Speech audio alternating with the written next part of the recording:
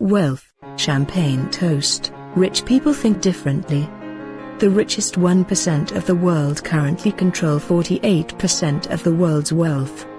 The top 80 wealthiest people in the world control approximately $1.9 trillion, which just so happens to be the amount controlled by 3.5 billion people on the other end of the spectrum. Can you believe that? There are 80 people in this world that collectively share the same amount of money as 3.5 billion people. Global inequality continues to be a hot-button issue with many of us as we realize that we're in the bottom 99%. In fact, the Occupy movement originated in 2011 for this very reason. Many individuals who did not have wealth were disgusted by the richest 1%, who are writing the rules of an unfair global economy that is foreclosing our future. Is this true? Are we victims?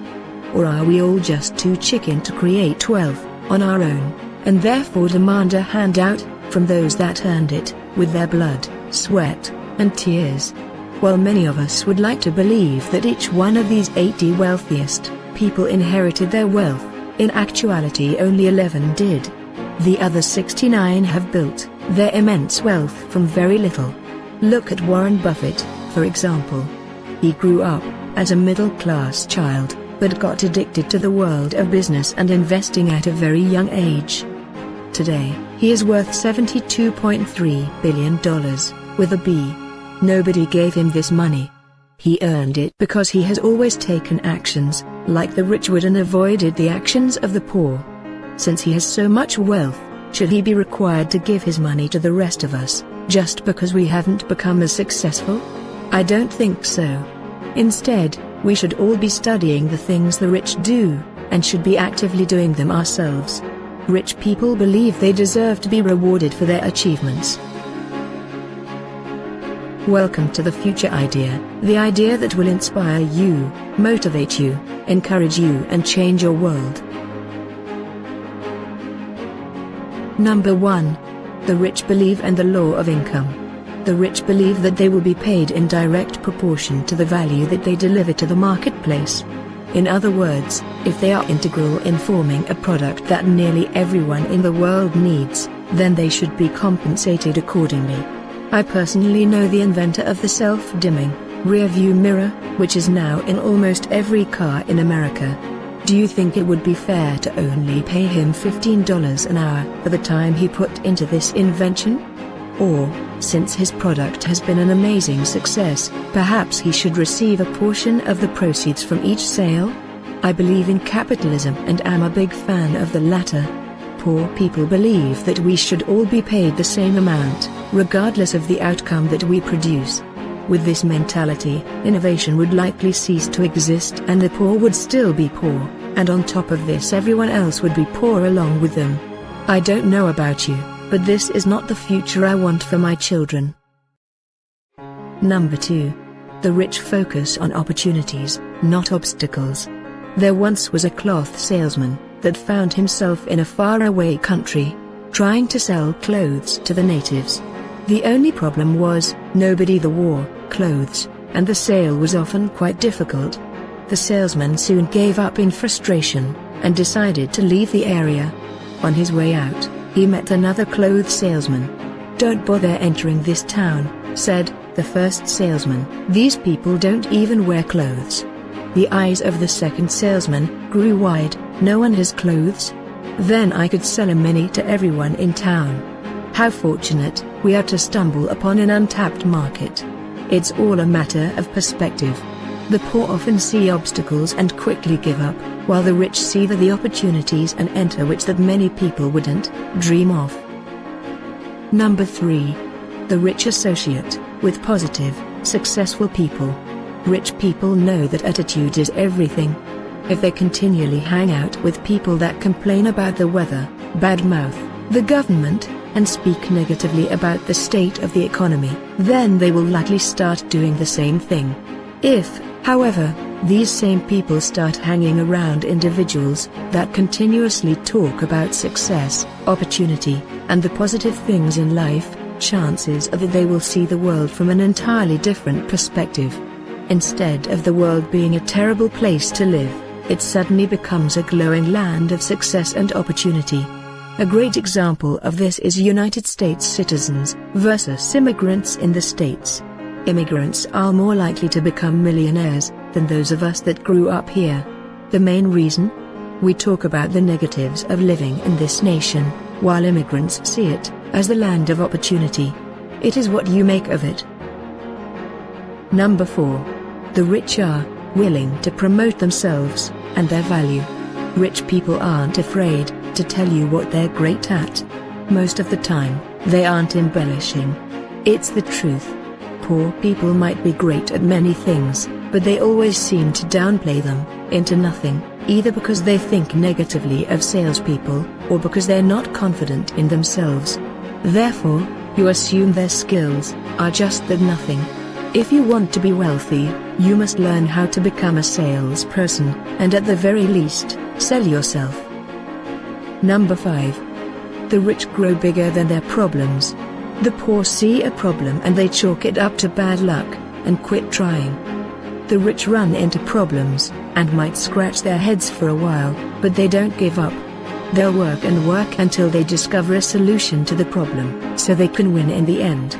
A few years ago, I heard a compelling story that fits this idea perfectly. There was a plot of land for sale that had always been classified as residential. Many investors in the area knew that the value of the property would be worth 25 times the selling price if the property were commercial, but May has tried and failed at this appeal, so the property remained for sale at a severely discounted price. But then one brave woman took on the challenge. She purchased the property, hired a team of lawyers, and after a few months of painstaking efforts, was able to get the land classified as a commercial property. Even with the cost of the team of lawyers, she earned 20 times her investment, in just a few months, mind you. By tackling and overcoming the problem, she became a very wealthy lady. The rich think of ways to have it all. Number 6. The rich think both. The poor think either or. Economists came up with the term opportunity cost long ago. Simply, this means that if you choose one thing, then you are ultimately foregoing something else. In other words, if I have $5 and I buy $5 ice cream, then I am ultimately giving up that pack of gum that I wanted as well. This is how poor people think too. They have a set amount of money and they think that they can either spend it one thing or another, but not both. It sounds logical, doesn't it? But the rich focus on how they can get both. Following along the same lines as the example above, let's give a rich person $5. They too want both ice cream and a $5 pack of gum, but instead of thinking either or, they decide to go for both. To do this, the rich mindset would not buy the ice cream or the gum initially, but might instead buy a 24-pack of water for $5. They walk down the road a ways, sell each water bottle to people for 50 cents and earn a total of $12. Now they can enjoy their ice cream, gum, and still have $2 left. The rich have a both mentality, not either or. The rich know it's what you're worth, not how much you work. Number 7. The rich focus on net worth, not working income. Poor people often talk in terms of hourly pay, whereas wealthy people know that an hourly income is not nearly as important as someone's net worth. One can earn quite a lot of money per hour, but if they don't learn to keep any of it, they will still be broke in the end. The rich person knows that a large net worth will net many opportunities and will create more wealth in the future. Rich people continue to educate themselves. Number 8. The rich constantly learn and grow. Many kids today think that they'll be able to work just hard enough to earn their degrees, and then they won't have to pick up another book for the rest of their lives.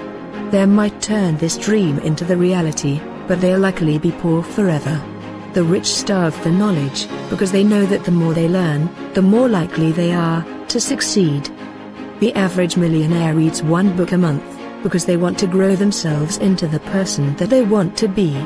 The average broke person will read nothing, and will never change. As I like to say, The rich constantly learn and grow, and the poor think they already know. Rich people don't shy away from the hard path. Number 9. The rich don't mind taking the hard road. The wealthy don't mind taking the hard road because they have a long-term mindset. The current life might be difficult, but they know their actions today could benefit them tremendously in the future, so they trudge along and keep their eye on the future. By staying focused and doing the things the rich do, many of them will become successful and wealthy as well. I would love to hear what your goals or resolutions are for the year. Let me know in the comments below. Know someone who needs this information?